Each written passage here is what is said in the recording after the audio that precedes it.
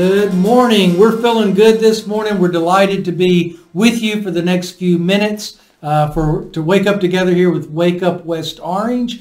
And today we're going to take the plunge and talk about a topic that none of us are experts on, but maybe we can all learn from each other and support each other. And that is astrophysics. It's a short conversation. Oh, yeah. So, but we're going to talk about parenting, and parenting definitely always has its challenges. But this year, and now this new school year, certainly has different obstacles and opportunities to explore. So, obviously, we don't even know where all this might go. as usual. As usual. So how can you, just risk it with us here. Our kids, sometimes we see things in them that we see ourselves in them.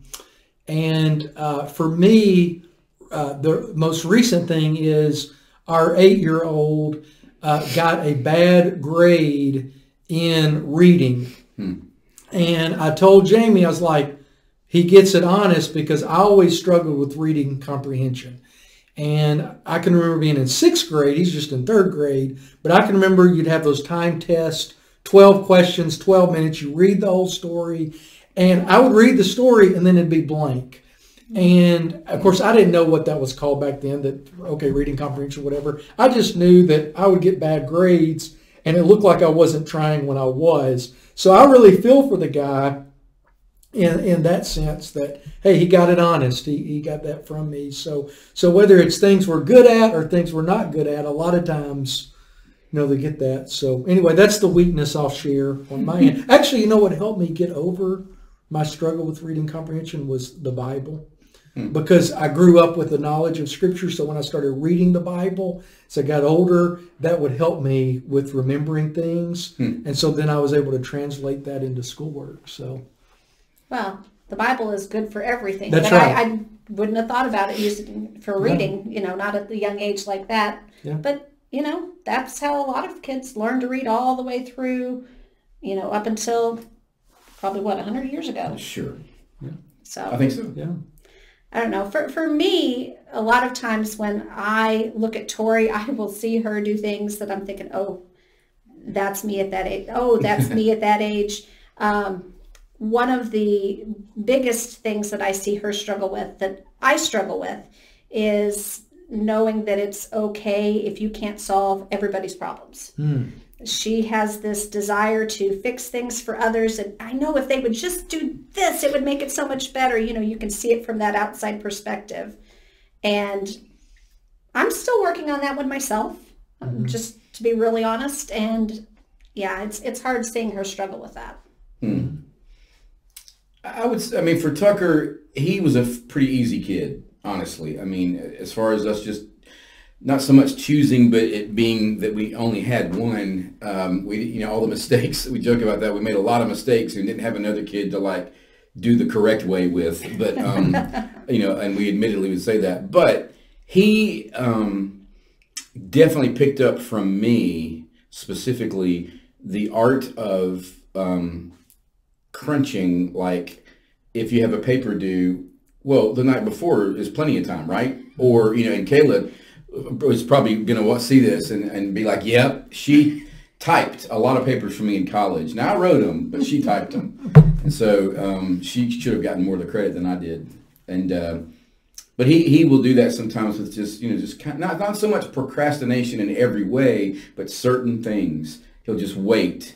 And I thought for a long time, and still every now and then it happens this way, that, okay, I only have so much time, so I'm gonna I can get it done in this amount of time, and I wait to get it done in that amount of time, when you don't have to do that with everything. And it took me a little while to learn that, and now I know that's not the best way to do it. I think he's starting to learn that since he's been in college. He's starting to see that, earlier than I did in college, night before, to write a 30-page paper is probably not wise. So, but unfortunately, and I never told him that, but they pick up on the strangest parts of our characteristics. So, yeah, personality and just decision making. So, you want them to pick up all the good things that you have, but then there's those things. Sometimes you're like, Now, I was good in math in school, and Pearson seems to be good in math. That's so, good. of course, Jane was good in math too, and that's her job. So maybe he gets more of that from her than than me. But and kids are so, especially the younger they are, they're so inquisitive, observant. They're noticing everything. They'll even be passing by the TV, ask a question about that, or you're in the car, something with driving, or a red light. So like if you're if the light turns yellow, well, does that mean you slow down, or does that mean you go faster? Tim, what was the question? A yellow light. Do you speed up or slow I think down? it's the distance from the light where you are. If you have enough time to stop, you should. If you're almost at it and could go through before it turns red, you go ahead. Yeah, I think that... It doesn't mean, it's yellow. That's not what that means. That's actually the illegal part of it. If you speed up, the cop will be like, oh, you could have stopped. So... Yeah, I think that is one of the challenges. One of my big challenges is if I've got the radio on, I drive at the speed of the song that is playing. Oh, wow. And my kids have picked up on that, and they'll be like, Mom, how fast are you going? And I've got one that's driving and another one that will soon be learning. So that... Yeah, it's so more really John hard. Mayer and less Metallica for you. So, For sure. Yeah. For sure. Tucker is a pretty good driver too. I mean, he's our kid. I really mean this in a sense. He's fairly safe. But a while back, I think you were here. Brian and his family were not here yet. We did a series where we were supposed to give up something for a month. I don't know if you remember that. And mine was speeding more than a certain amount over the speed limit, and I still don't really speed, but like 5 over, if even that sometimes, and stopping at all stop signs, period, no matter if there was somebody there or not. And I posed that question with some of our students recently, like, whether you're driving or not, if you think you will or will you when you're driving, if there's a stop sign, there's no other cars, and you know that nobody's going to see you, do you stop? And a lot of them are like, well, no, what's the point? Because you stop for other cars. I'm like, well, but it's a stop sign. So therefore, are you supposed to stop regardless? Kind of an integrity thing. So they had some interesting answers to that. But I've noticed a lot of people that don't stop, other cars or cars. They just, I don't, whatever, I'm in a hurry. Now, what about a rolling stop? Well, that's a what is it called when you say like jumbo shrimp or Oxymoron? It's an oxymoron because you're not stopping, you're rolling.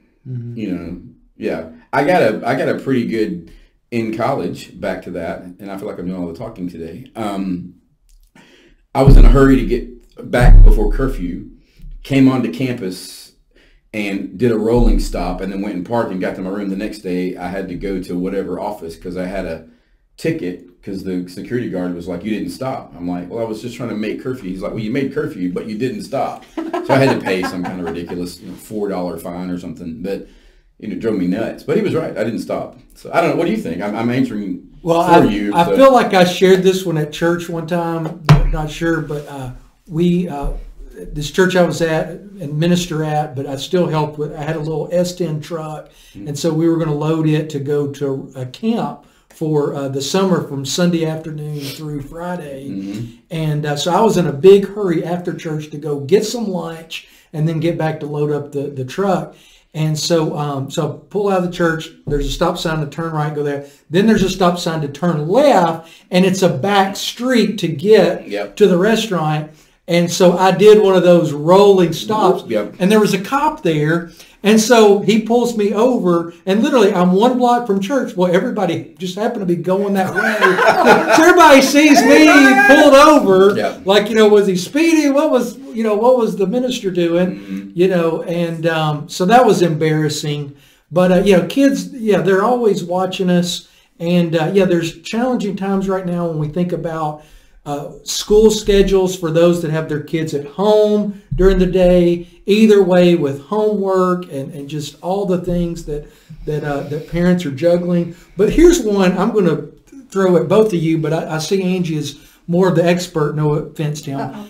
But I remember going to a seminar where a lady, Christian lady, she presented that when you're raising your kids, that the first phase, and she said age 12 and younger was the protection phase, and then age 13 to 18 was the preparation phase. In other words, do you really want to just protect your kids all 18 years so that then when they leave, like Tori will be soon, like Tucker has, when they leave, they've been so sheltered that they're not ready. Yeah. But I found that age interesting because, today kids are exposed, again, I don't know if there's a hard, fast way to do it, but what do y'all think to that? I think that a lot of our kids, I think there's a sliding scale on that number. I don't think that it's 12 hard and fast, but I think a lot of us tend to protect our kids up until they're in about 4th or 5th grade, and then we loosen a little bit. And then we loosen a little bit more when they hit middle school. And if we do that as a gradual process instead of, okay, you're a teenager now, this is on you, and I'm just going to sit back and I'll give advice, that's too much freedom. Yeah, I think that we need to be gradual, and I think it's got to depend on the kid, because if you've got a kid that's a little more mature in one area, you might let them make decisions in that area. Ooh, but over here, you still need some training wheels on the bike.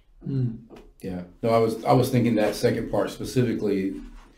It depends on the kid. Again, we had one, but if anybody has 2 or more, every kid is going to be, I know a family, they have 3 children, and they're very different, and you can tell the stages where they're developing, and one of, they're all slightly independent. They're all teenagers now. One's in school, in college, one's in high school, and one's in middle school. And the one in middle school is going to need more time. He's a little more, wants to be at home more, and, it's I don't know, kids are just so different. So, well, to that point, I've noticed with some parents where they decided on the initial return to school that one kid was going to go back to face, and another one was staying home because of their learning styles and where they were at, or whether they thought they could handle one or the other. Yeah, this year especially probably has polarized people's, personalities or whatever more than it would have ever been as prevalent, which can be good in other ways. Maybe you're learning some things you wouldn't have known or wouldn't have caught as a parent. That can be helpful too. So, yeah. Well, one verse that comes to my mind is Proverbs 22:6. Can you quote it? Either of you? Train up a child the way they should go. Okay. Yeah. And when they're old, they won't depart from it. So what is that saying? Well, it's definitely got its directive there and encouragement and admonition of parents, but it doesn't say, in that verse, and then here's the 100 do's and the 100 don'ts. There's all kinds of trust and autonomy and freedom to then figure that out. And it's not going to always look the same. Yeah, sometimes it'd be a lot easier if it came with the instruction manual and you could just turn and say, okay, this is what they did, or this is what they're not doing. How do I fix that? But I literally said that when we left the hospital with Tucker. They hand you the baby, right? And you get in the car. They're like, okay, bye. And I was just like, what? No manual, nothing. Right? And they're like, yes. You get the rest of their life for that. Good luck. Yeah. That's just how it works. We did the same. It was, okay, here it's time for you to go. Nobody's going to check to make sure that the car seat's in right. Like, seriously? And they're like, do you need a car seat? Do you not have a car seat? Right. We have a car seat, but we want to make sure we properly installed the child in it. It's scary. It's overwhelming. Did y'all, when Tucker was first born, Tori, or us first born, Pearson, man, like, I couldn't sleep in the hospital. Like, you're just listening to them breathe, and anytime you did y'all do that? Yes. Yeah. Oh man, it is. It's like this life is my responsibility, and Well, and you wake up and you go check on them. Okay, are Yeah. they still okay? Definitely Okay. did. I was like, because he always, Tucker pretty much started sleeping all night. I don't know. Correct me if I'm wrong, Kayla. 6 or 7 months in, and he just did everything so different. And we'd hear all these horror stories. And they scream all night long, and you'll Right. never sleep. And I was just like, he really wasn't. He had moments of that, but I don't know. We just had. Maybe that's why we didn't have a second one, or didn't need a second one, because we knew it was going to be horrible. But yeah, but I definitely would do that. I'd go in and he just slept so soundly, he barely moves. I'm like, he's not breathing. He's not breathing. Yeah. He was just asleep. Mm. I wonder, that passage. It's written from a perspective. He's sharing life lessons. So it's a lesson that in time he either picked up on or maybe heard somebody else say. Maybe he was sharing a lesson he heard some guy say somewhere along the way or whatever. But as far as God being a dad, a father to all, if what are the characteristics, the traits, the things that we should innately just know through that relationship too? We're talking about what our kids learn from us, but there's so many things about God's character that I think that should come naturally, but it doesn't. Whatever that might be for everybody, there's always those few things that we each do possess and some that we don't. Well, when you mentioned the natural versus unnatural, you said earlier about training wheels, kind of using the metaphor of the bike, and there it says train up a child. And so there does have to be some intentionality to what we're doing, that we're raising them in faith and with, moral principles and, some guidelines there, and discipline, who likes Sure. the discipline? You don't want to, but it's, it's necessary. So, anyway. Yeah. I've thought a little bit lately too. There's a little bit of a interesting way that parents can sometimes have standards they want their kids to adhere to and follow and live by, which are necessary, yet sometimes they can be standards that they themselves didn't have. And I noticed that self sometimes with Tucker. I'd say things, and some of it is timing. Like, I wasn't held to a standard of how much time I got on a screen because we didn't have those. Right. I mean, I had an Atari, but and thanks for selling that at yard sale, by the way, Mom. A long time ago. But anyway, we didn't have to say, somebody didn't have to tell us, okay, you've been on your phone for 2 hours, put that down. So I'm not talking about those kind of things. Yeah. Her wheels are turning. I'm stopping. Well, I just think that there are times when maybe, those things are things that we're trying to fix, the things that we had problems with. Okay, I know how this was when I was a child. Oh, Right. this was a problem I had. So if I just do this and I put these requirements, then they won't have to deal with that. Do you think that helps them or does it hurt them? If we say you never get the chance to learn by experience because I learned it, so just don't do it, does that help them or does it hurt them because they didn't go through the steps like we did to learn it? I think if we bubble wrap everything, then it's definitely going to be detrimental. But I do think that it's natural for us to try to see, okay, what can I make just a little bit easier? What can you learn from where I've been?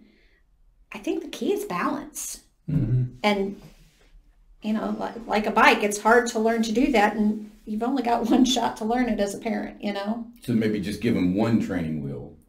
I'm kidding. Well, we don't.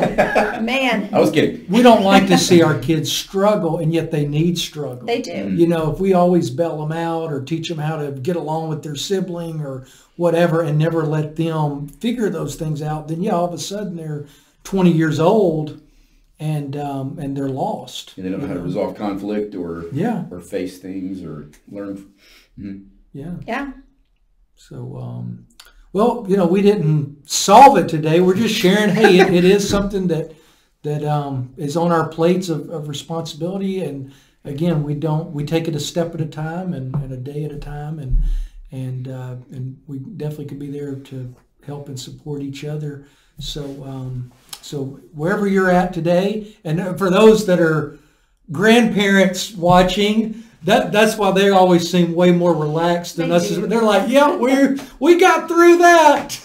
Yeah, they just give them sugar, let them jump on the beds, and send them home. Yeah. And if you've got advice, call in. Yes. Yeah. Yeah. It's always funny how all of a sudden grandparents, they just, yeah. You can tell when our kids have been around the grandparents because when grandparents are no longer, you got to tighten back up. It's like, yeah, grandma's gone now, or we're 10 steps back again. Yeah. Back to some consequences and discipline and going to bed on time and So anyway, well, we hope you've enjoyed the conversation today and have a blessed rest of the day.